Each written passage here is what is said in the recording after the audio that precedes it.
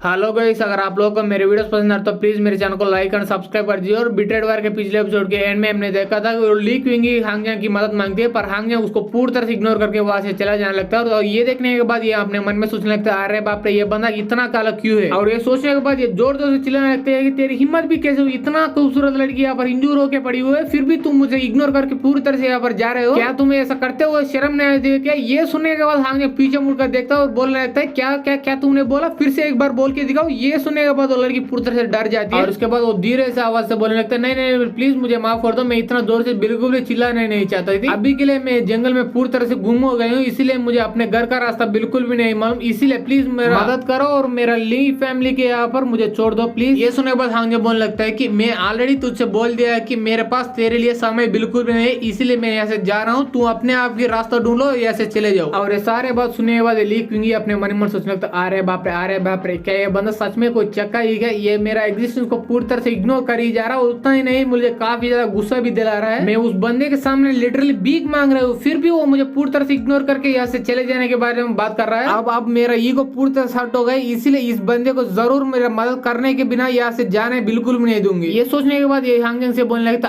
अगर तुम मेरा मदद करके मुझे ली फैमिली के यहाँ पर छोड़ दोगे तो तुझे ड्रैगन फ्रूट कहाँ पर उगती है उसके बारे में मैं पूरा डिटेल्स बताऊंगी। और उस फ्रूट का नाम सुनने के बाद हांगजंग वहीं पर रुक जाता है और पीछे मुड़कर बोल रहा होता है, क्या क्या क्या तुम सच में वो 10,000 ईयर वाला पाजन ड्रैगन फ्रूट के बारे में ही बात कर रहे हो क्या? ये सुनने के बाद वो लड़की हाँ बोल देती। ये सुनने के बाद हांगजंग अपने मन ही मन सोचने लगता, अरे बाप रे, अगर सच में वो 1000 ईयर वाला पाइजन ड्रैगन फ्रूट ही होगा तब तो मजा ही आ जाए, क्योंकि उसके बारे में मैं अच्छी तरह से सुना। अगर उस 1000 ईयर वाला पाइजन ड्रैगन फ्रूट को किसी ने भी मेडिसिन पिल में बना दे, उसके बाद ले लूं तो वो पिल खाने वाली बंदे की जिंदगी 100 साल से भी ज्यादा बढ़ जाएंगे। तो इसलिए अगर वो ड्रैगन फ्रूट को ले लूं और उसके बाद उसको पिल बना के मेरे ग्रैंडपा को खिला दूं, उसके बाद उसकी जिंदगी 100 साल से भी ज्यादा बढ़ जाएगी। और उतना ही नहीं, उस पिल को खाने के बाद मेरे ग्रैंडपा की कल्टीवेशन भी काफी हद तक बढ़ जाएगा, उसके वजह से सीतू फैमिली से पंगा लेने में काफी ज्यादा आसानी होगा हमारे हांग फैमिली के लिए। और उसका एक्सप्रेशन ये सब होता हुआ देखकर ये ली क्विंगी बोल रहा होता, ओहो तेरे एक्सप्रेशन को देखकर मुझे ऐसा लग रहा है तुम अपना माइंड चेंज कर लियो और मेरा मदद करने के लिए तैयार हो गए हो, इसीलिए जब तुम मुझे अपना घर पहुंचाओगे तो उसके बाद ही तुझे उस ड्रैगन फ्रूट के बारे में मैं बताऊंगी। ये सुनने के बाद हांग बोलता, अब मेरे पास और कोई चॉइस ही नहीं बचा, इसीलिए हम दोनों चलते हैं और मैं तुझे रास्ते में प्रोटेक्ट करूंगा, इसीलिए चलो चलते। ये सुनने के बाद ली क्विंगी बोलने लगता, ना मुनाना ऐसा नहीं होने वाला, क्योंकि मेरा लेग पूरी तरह से इंजूर हो गया है, तो इसलिए यहाँ से लेकर मेरा ली फैमिली तक तुझे ही मुझे कैरी करना पड़ेगा। और ये सुनने के बाद हांगजंग बोलने लगता है कि अब तो कुछ ज्यादा हो रहा है, मैं सिर्फ वो ड्रैगन फ्रूट के लिए तेरा मदद करने के लिए तैयार हूँ, तो इसीलिए तुम अपना औकात से बिल्कुल भी बाहर जाने की कोशिश मत करना। ये सुनने के बाद ली क्विंगी बोलने लगता है, नहीं मैं अपना औकात से बाहर नहीं जा रहा हूँ, क्योंकि मेरा औकात इतना है कि मैं अपने औकात से आसानी से वो ड्रैगन फ्रूट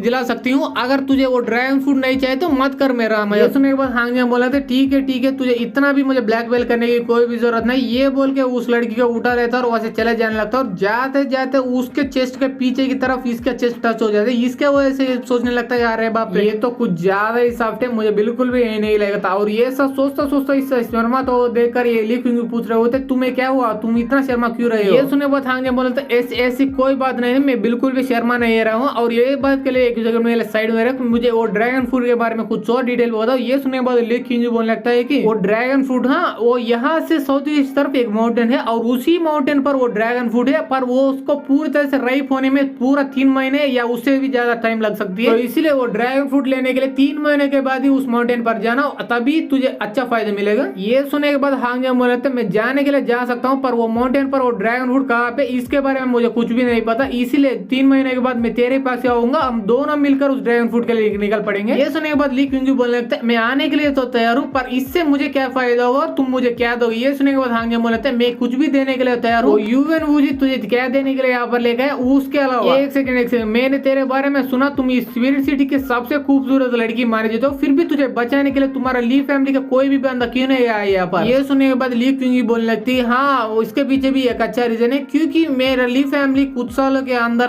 काफी ज्यादा डिक्लेन और बर्बाद होते आ रही है, इसीलिए मेरे ली फैमिली की एल्डर्स या ली फैमिली के पेट्रेस कोई भी बंदा यहाँ पर मुझे बचाने के नहीं आया, क्योंकि वो सारे लोग उस यूएन वूजी से पंगा नहीं लेना चाहते, यूएन वूजी से नहीं बल्कि उस यूनाइटेड से, और इसके बारे में यूएन वूजी का अच्छी तरह से पता था, इसीलिए मेरे घर पे आकर वो सारे लोगों के सामने ही मुझे किडनैप करके यहाँ पर ले गए, फिर भी वो सारे एल्डर्स या पेट्रेस मुझे बचाने के लिए कुछ भी कदम नहीं उठाए, और इसीलिए मैं अपना पूरा होप्स खो चुकी थी, तभी तुम यहाँ पर आ गए और उस यूएन वूजी को मार के मुझे बचा लिया। और ऐसे की बात करते करते वो फाइनली उस लीग फैमिली के यहाँ पर वो आ चुके होते, तभी वहाँ पे एक बंदा होता है और वो चिल्लाने लगता है अरे बाप रे लीग क्वीन फाइनली वापस आ ही गई। एक सेकंड पर उसके साथ वो बंदा कौन है, उसको मैं स्पिरिट सिटी के अंदर कभी भी पहले नहीं देखा। और उसे देखने के बाद लीग क्वीन काफी ज्यादा खुश हो जाता है और खुश होने के बाद बोलने लगते सेकंड ग्रैंडपा क्या आप मेरे लिए वेट कर रहे हो क्या। ये सुनने के बाद वो बंदा भी बोलने लगता हाँ मैं तेरे लिए वेट कर रहा हूँ। और उसके बारे में एक सेकंड में साइड देखो तेरे साथ वो बंदा कौन है, उसको मैं कभी भी स्पिरिट सिटी के अंदर पहले नहीं देखा। ये सुनने के बाद लीग क्वीन बोलने लगता ग्रैंडपा ये मेरा नया दोस्त है, इसका नाम है हांगी और इसी ने मुझे यूएन वूजी से बचा लिया। ये सुनने के बाद ग्रैंडपा बोलने लगता ओह तो तुमने ही मेरे पोती को उस यूएन वूजी से बचा लिया, अच्छी बात है। पर वो यूएन वूजी का क्या, वो अब क्या कर रहा है और कहाँ पर है। ये सुनने के बाद हांगी बोलने लगता वो ना उसके बारे में तुझे जाने की कोई भी जरूरत नहीं, क्योंकि वो कुछ ज्यादा ओवर एक्शन कर रहा था, इसीलिए मैं उसे जान से ही मार डाला। ये सुनने के बाद ये बंदा पूरी तरह से चौंक जाता है और अपने मन ही मन सोचने लगता अरे बाप रे ऐसा कैसे पॉसिबल हो सकता है। वो यूएन वूजी ट्रांसजेंडर स्टेज के 6th लेवल पर था, वो भी यूनिवर्स सेक्ट का डिसेबल था, फिर भी उस बंदे ने एक ही रात में उस यूएन वूजी को आसानी से मार डाला। और मैं देख सकता हूँ इसके ऊपर उसको एक भी चोट नहीं लगा। और इसका रिएक्शन देखने के बाद लीग क्वीन बोलने लगते हैं हाँ ग्रैंडपा उस यूएन वूजी उस कमीने यूएन वूजी ने मेरे साथ जबरदस्ती करने की कोशिश की, इसीलिए हांगी वहां पर आया, उसके बाद उसे जान से मार डाला। और मारने के बाद मुझे काफी ज्यादा चोट लगी थी, इसीलिए उसने ही मुझे यहाँ पर लेके आया। और सारे बात सुनने के बाद तो ग्रैंडपा अपने मन ही मन सोचने लगता अरे बाप